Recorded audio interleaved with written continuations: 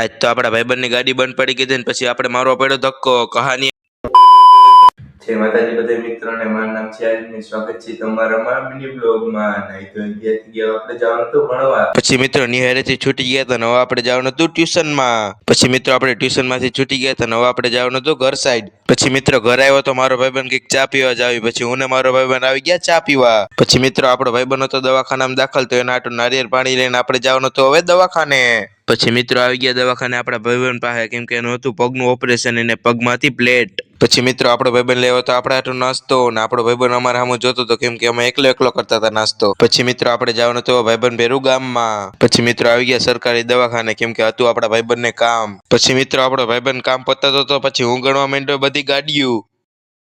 પછી મિત્રો ગામમાં કામ પતાવીને આપણે જવાનું હતું ભાઈબંધ પાસે દવાખાને. પછી મિત્રો દવાખાને ભાઈબંધ પાસે ઘડીક બેહીને આપણે જવાનું હતું હવે ઘર સાઈડ. પછી મિત્રો ઘરે જતા હતા તો પડી ગઈ હતી આપણા ભાઈબંધની ગાડી બંધ. પછી હું મારી લીધો આપણે ધક્કો. તો મિત્રો આપણે મળશું બીજા મિની બ્લોગમાં. ત્યાં બધાને જય માતાજી.